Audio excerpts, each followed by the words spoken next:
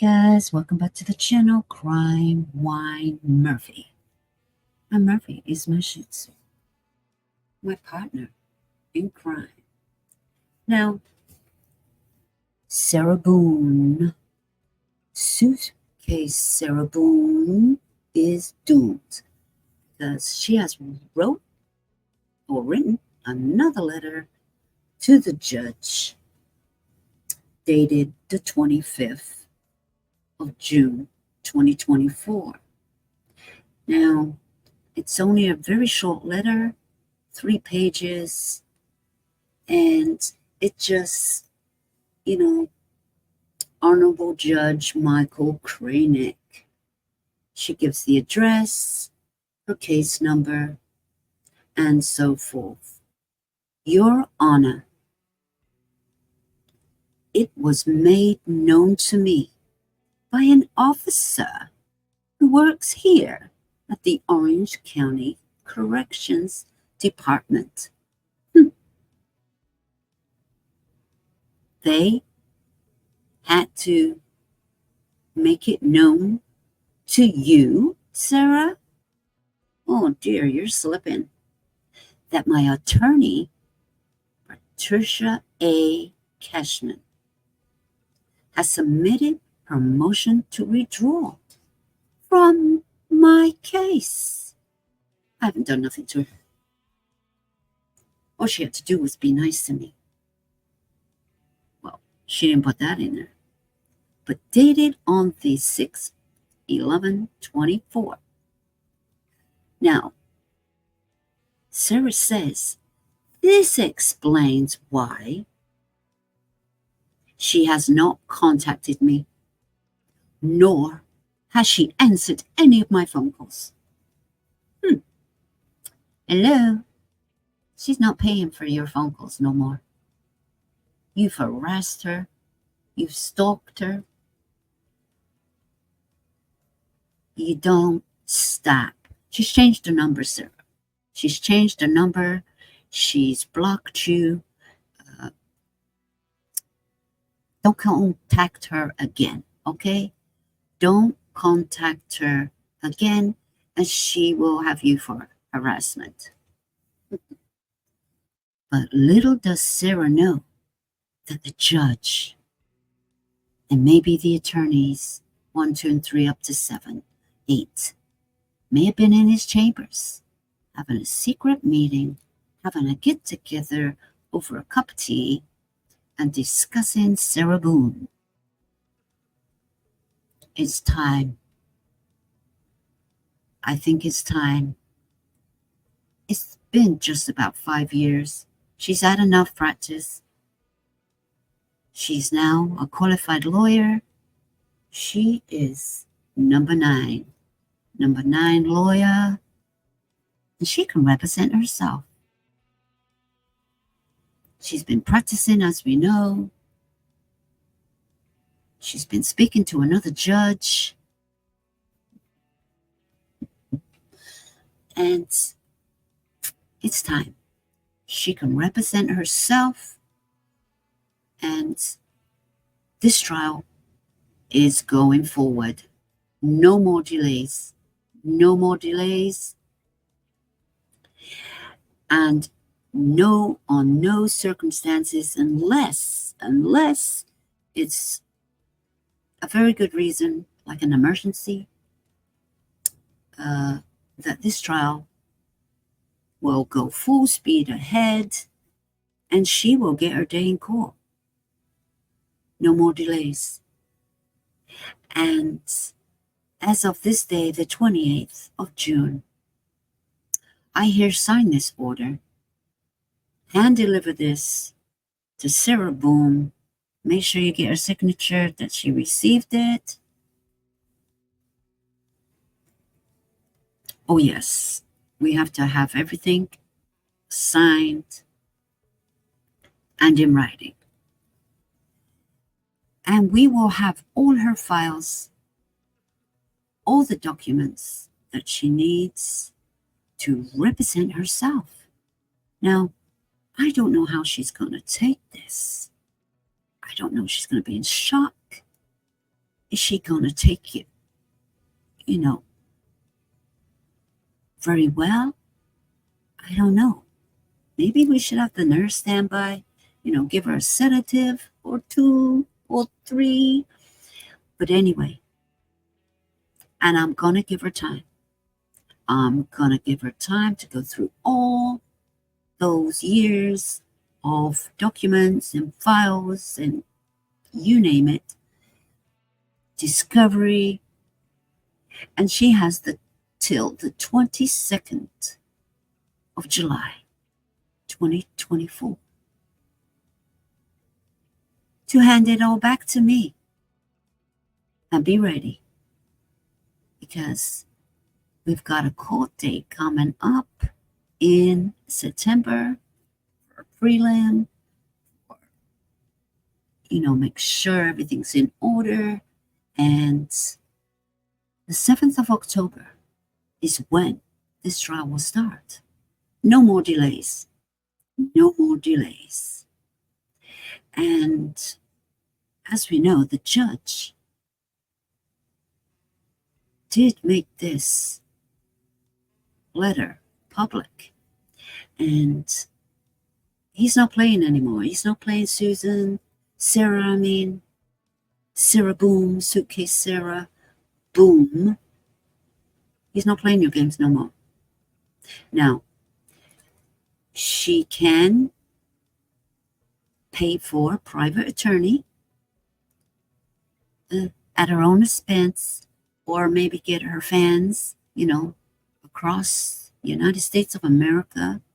They're on all four corners in the middle, north, south, east, and west, and international.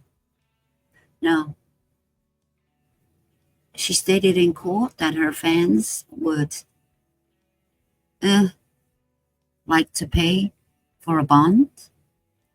Well, now they can pay for a lawyer to represent you, or some form of counsel standby, in case you have a legal word that you don't understand when you're in court defending yourself, Miss Boone.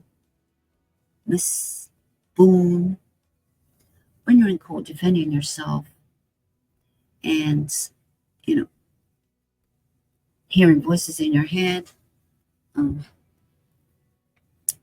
that if you don't understand a legal term, or you're just not speaking law talk, they can assist you. That's it, though. They can't defend you. They can assist you and make sure that your rights aren't violated. But you can violate everybody else, though, okay? I'm sure this is going to work out just fine. Now, she, in this letter, she wants a copy. Of course, she loves having copies, and she loves to document everything, as we know, through the hundreds of letters that she has written. And if that judge makes a mistake, she lets them know and brings more copies for him to file. Oh, yes.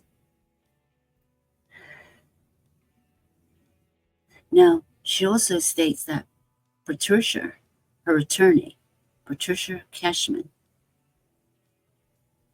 is stated in all my letters previously written, I was not included.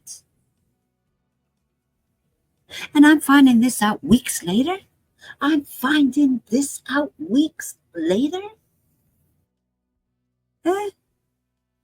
you know what she's on about? Do you know what Suitcase Sarah is on about now?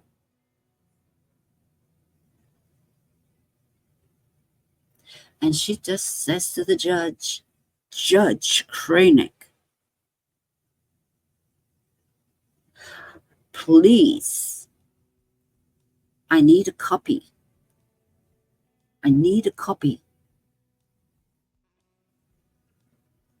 to better understand her reasoning.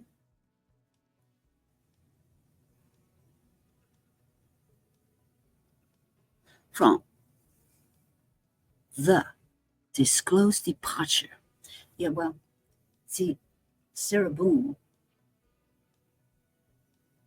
knows already that Cashman is gone. Now, she was in the court when Cashman was talking to the judge and rudely interrupted her while she was talking, and the judge had to tell her, "Nobody is interrupting you. Sit down and wait your turn." No. But anyway, she knew through many attorneys before her that came and went, the routine. Now, the words that Patricia Cashman was speaking in the courtroom were likely going to lead to a motion to get off the case. And that's exactly what happened.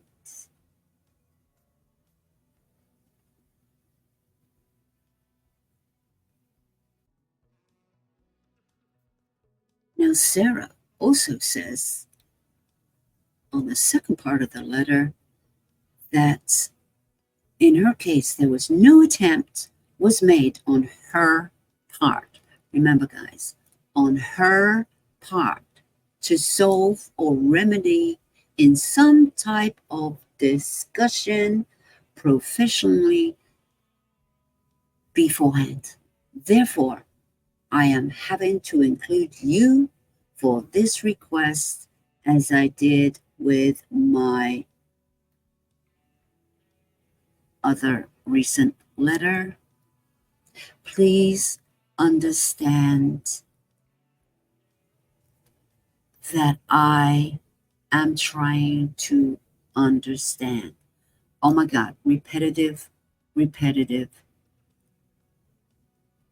recycled words all the times. Sarah understands fully. She's had her competency test, guys. She had a competency test, and she passed with flying colors. Well, if she just pretended to be competent, that's on her. That's on her. And so she's competent to stand trial. She's competent to represent herself. There's many that I would say weren't really competent to represent themselves, but they were allowed to go ahead and do it anyway, because that was a constitutional right. Now, Sarah has said many times that she don't want to represent herself, but she's the only one making all the rules. She's the only one demanding that they do it this way, because she stated there is more than one way to win. Yeah, well, Sarah Boone's trying to give her defense up, trying to tell the world, international audience, that her defense is going to be battered spousal abuse. She's not married to George. But yeah, I think there was. Well, of course there was. But I think Sarah Boone was the aggressor. Oh, yeah. She was the one who was the aggressor. And many times George was defending himself, which you're allowed to do. And, but I think a lot of the time George took the blame. But I know that what we've heard, that she has been this way for a long time. Now, Brian, her ex-husband, is going to be a witness. And if asked to do so, he's going to tell the jury what she did to him. Oh, yes, it's going to come out in the wash. It's going to come out in the wash. And Oh my God. He's going to have to look forward to Sarah Boone, his ex-wife, asking him questions. Yes or no? Yes or no? And that's the way, because she's not happy with her ex-husband, Brian. She says that he's not paying her child support. I don't think he ever was. He's not. He's not paying her alimony. Sarah, he's taking care of your son that you share together full time, and he was doing it most of the time in the first place because you would never answer your phone, you would never show up, and you were too drunk to care. So, and too drunk to drive. So, it probably stopped under a court order. Now, Sarah Boone blames Brian for everything that's ever happened to her in her life, and that her son don't want to talk to her no more. Her son don't want to have anything to do. Could you blame him? He probably don't get word in edgewise. She probably telling him what to do, what to say. Oh my God. She probably called him 1,000 times a day. Oh my God. I don't know who's putting money on our books, but they better stop, okay? And so Sarah Boone has concerns now that her case is not going to be taken seriously. And how dare they file motions? And it's not her fault though. It's not her fault. I just wondered when Sarah Boone, Suitcase Sarah, is ever going to, be truthful and say,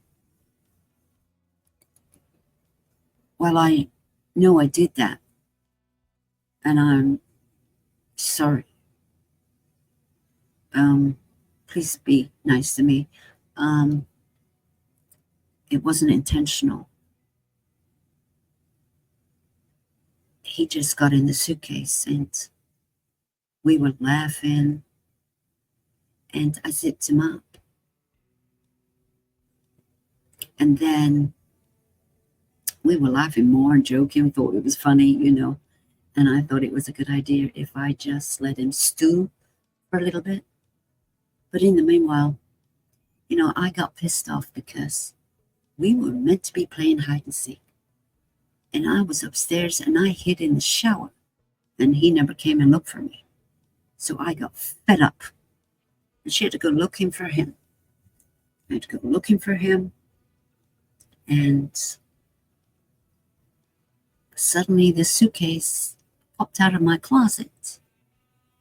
And so George popped right in there, snuggled up. And I zipped him up. Not intentionally, though. But like I said, we were bored.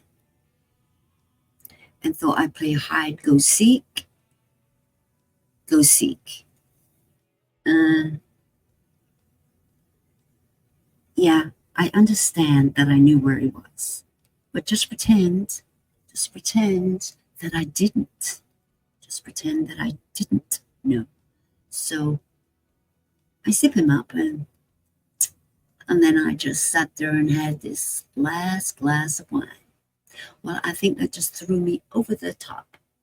And so I thought I'd give him a helping hand, and I just kicked that suitcase down them stairs. It went bang, bang, bang, bang, bang, bang. And George was laughing. We was having so much fun. And then I went to bed. And, my annoying ex-husband kept on calling me, texting me. I was awake, but I was still in bed. And so I was thinking for a minute, where's George? Oh, he must be downstairs on the computer, my son's computer, and filling out job applications.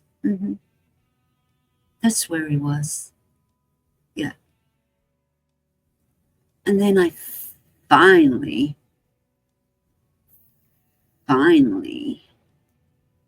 went downstairs. And then I see the suitcase and I was like, oh my God. He's still in the suitcase. Come on, George, get out, else I'll kick your ass again.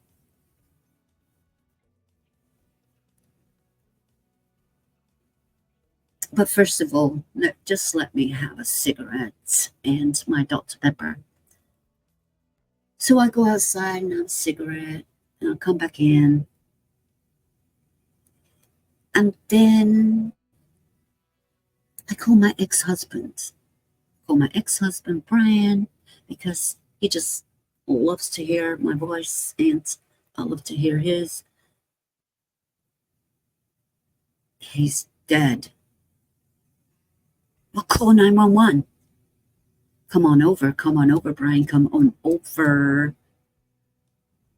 So Brian hops in his car right away on demand and is on his way over, and Sarah's calling him again. Why aren't you here yet? Why ain't you here yet? Why ain't you here yet? And of course, she's doing CPR. She's got him out of the suitcase. But I think she was destroying evidence. And she's destroying evidence because who knows? She could have had him tied up and bound before we know. So Brian gets to the apartment, gets to the door, and went, ho, ho, ho, ho, oh, wait a minute. And backs off. Saying, you called 911? Yes, I'm just about to. I had to have a cigarette and a Dr. Pepper first. Priorities. She prioritizes everything. So, guys, that's when the police came, the ambulance, the coroner, everybody came. And she is throwing Brian under the bus, kind of thing. She got him involved in it. She's got him involved in everything that happens to her. She gets Brian involved. He wants to stay out of it. He don't want nothing else to do with her. The only reason they got anything in common is because they got their son. And he's given her so many chances, it's ridiculous. So Sarah is thinking of her next lawyer that that's going to represent her, and maybe they're going to be nice to her, warm, kind, loving, and come with a great attitude, ready to start the day, and just be good to me. Just be nice. That's all I ask. I ask you to be nice, on time, and listen to what I gotta say.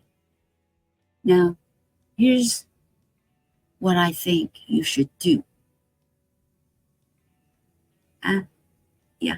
Well, now she's her ninth lawyer. She can answer these questions for herself now. She can be Sarah Boone asking the questions, and she could be Sarah Boone, the lawyer, talking nice, with a big smile, being kind and warm and caring, all that good stuff that she ever wanted from a lawyer. Now, who can do it better than Sarah Boone? Now, it's not what you say, it's how you say it. And so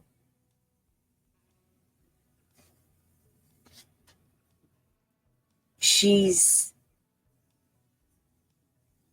waiting for the reply from the judge. And he's hopefully reviewing her case. And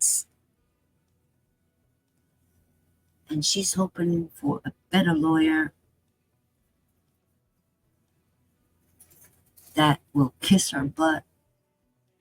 And, because this Sarah Boone, she's already on her second judge. She's already on her 8th lawyer. And it's not her fault. Now, grant you, a few of them might not have been her fault, but they got other obligations. They have other trials. They have other murder trials. And they just don't have the time to spend 24 on the phone smiling and being nice to Sarah Boone. They have a caseload. Most have overload. And, if you paid for a private lawyer and you made an appointment and you say, okay, this appointment is going to be a 2-hour appointment. It's only going to be 2 hours, okay? If you say 20 minutes, it's only going to be 20 minutes. You discuss, you go over whatever it is. You might need a signature. You might need to just tell them something, change a plan. That's it. And you move on. They have deadlines. You make an appointment. You only have so much time. That's like going to the doctor. Make an appointment. You go in there. You got 10 minutes. You got 30 minutes. Whatever the time is. That's it. Now, she goes on about the process is due. Overdue. Everything's overdue.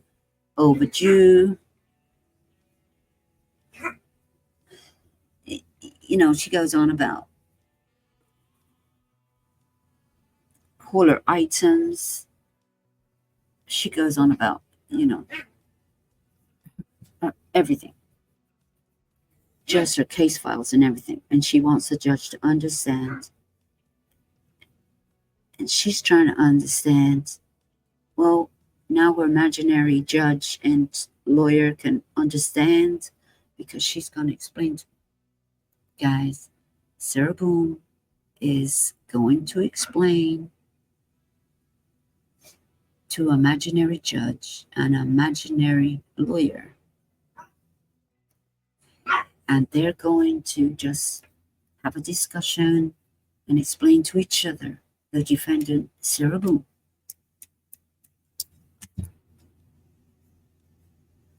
her case. Now, of course, in her head, they're all going to be nice. They're going to bow to her every whim. They're going to say, yes, ma'am, yes, ma'am, yes, ma'am. They're going to act as a PR team. PR team, and you know how they are. You can do nothing wrong. You can do nothing wrong. So there you are, guys. And that's a promise. That's a promise that is way overdue, in my opinion. So everything's going to be fine, guys. We're probably going to have more letters now, because this letter was sent out before, the 28th,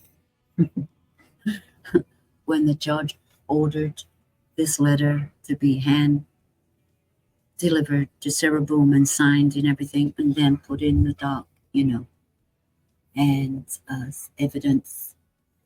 And Sarah is probably, you know, scrounging, running around, stealing other people's book notes to write 100-page letter or something like that, because, you know,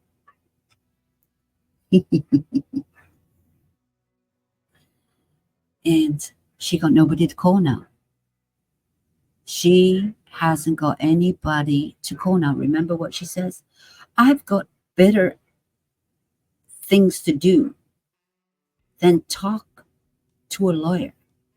That's just not making sense. I got much better things to do in my cell. I don't know what better things she's got to do. She's writing a book. She's in the law library, or she's writing letters to her OnlyFans. I don't know what's better than, fighting for your case, your cause. Now, we all know that Sarah Boone was offered a plea deal very long time ago that we might have forgotten about, and she didn't take it because she's not a murderer. She doesn't see herself as one. It was an accident, and that's all it was. She's charged with second-degree murder, and she doesn't realize that murder charges, there's no bond. There's no bond on murder charges. So now she wants I don't know who's going to be a witness for her. Who are the witnesses? She's going to want to know the state's witnesses. She's going to find out everything. I don't even know if that's dangerous or not, because she'll have their phone numbers. She'll have their addresses. There's only so much that you need to redact a few things. She'll be calling everybody up. Tom, Dick, and Harry, Annette, Susan, I don't know. She'll be calling everybody up. They better start redacting a few things and give to her, because she's a dangerous woman, in my opinion. So she's going to have everything. You know those detectives she keeps talking about? Her private detectives? Well, I can't understand. She got a private detective? No, that's the detectives on the case. Hello? They're not going to talk to you. They're the ones that prosecute me, okay? They're the ones that did an investigation. And they're not going to be talking to you, okay? But now she's going to want their phone numbers. And she's going to have to talk to them. Oh, man. Just give them your work number and your work hours, and that's it. Now, she's going to have money to do this because they're not going to pay for her cause. Reverse charges. No, I don't know how this is going to work, guys, but it's going to be fun. And I hope you guys are along for the ride, because this is going to be one hell of a journey. One hell of a journey. Which has been nearly 5 years old. Now, poor Jorge, George, we call him, Torres, was, he did suffer. He had a slow, painful, restricted death through breathing. He had already problems breathing, and the way he was contorted in that suitcase left, he couldn't move. Because I was wondering, why didn't he try to get out that suitcase? Because he was too beaten? He was too drunk? I don't know. He was too weak. He had concussion.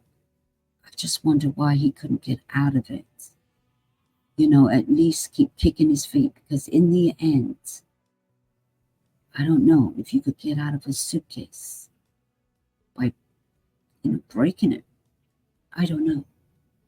But I think he was just couldn't think right. He was waiting. Hopefully she was coming. Now, we only know what happened because Sarah videoed a few minutes of it. We don't know what was being said after. She said, George, I'm going to bed. Fuck you.